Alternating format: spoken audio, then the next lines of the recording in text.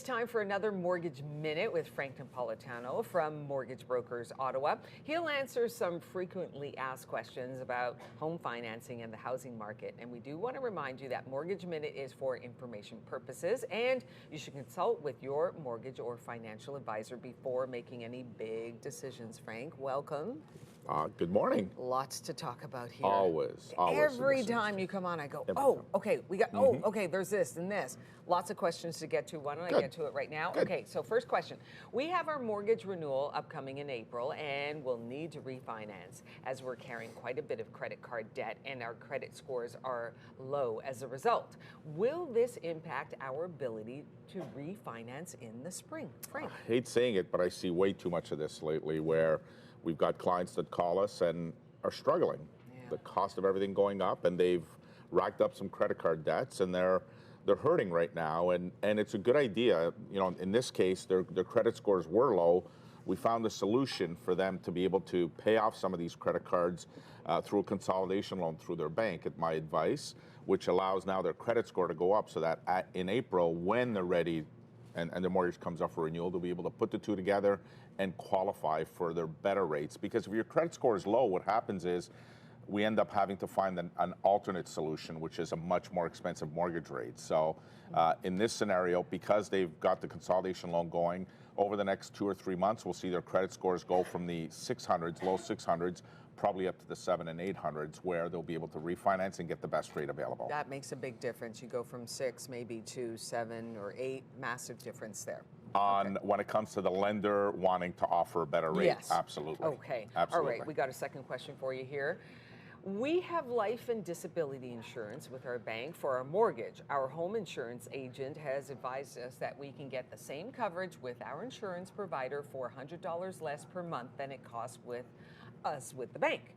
If we cancel the bank, will this impact our ability to renew with our bank at maturity? It's a great question, and banks are really, really aggressive at selling their life insurance because that's and their disability insurance. Now, I think insurance is important to have. Part of your financial planning is to have insurance, but it doesn't have to be with the bank or the lender that you have your mortgage with. So in this case, if you found, obviously you found something that's much more affordable and gives you the same coverage, you absolutely have the right to cancel it with the bank, and the bank cannot reject you for a mortgage if you don't take life insurance. Okay. So they make it sound like you need to take it, but you really don't. That's called tide selling, and that's illegal. So you can, and if you find better insurance coverage out there. The other thing, too, is a lot of banks are selling full insurance coverage, and I always say, well, why do you need full? What are the chances if you're a couple that both of you pass away at the same time?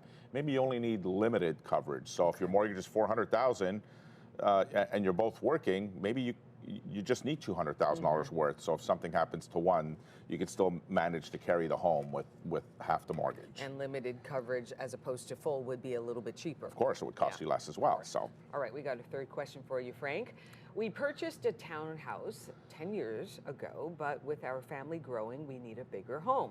Our parents tell us we should keep the townhouse as an investment property and use the equity to buy a bigger home. But we've heard horror stories from other friends who regret becoming landlords.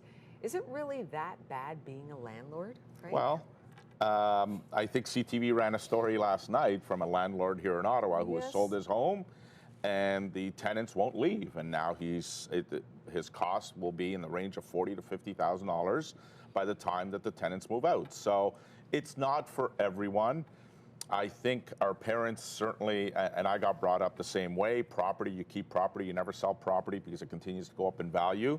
But at the same time, I think that there's an opportunity for someone to take all their equity out. If you're not comfortable being a landlord, listen, landlord is not for the faint of heart.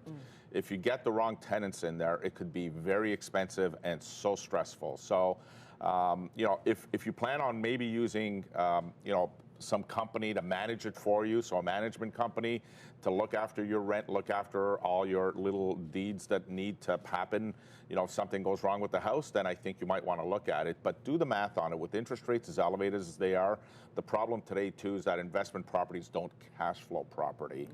properly. So you end up with negative cash flow. So, you know, in the older days, and that's why the parents say the rent would outpace what the cost is. Yes. That's not the case today. We've been running that story all morning long. It's a really difficult story when you watch.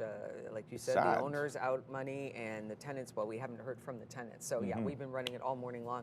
Frank Napolitano from Ottawa Mortgage Brokers, we really appreciate your time and your expertise, giving us some insight here. So Always a pleasure. appreciated. Please continue to support local businesses and charities. Thank you, Frank.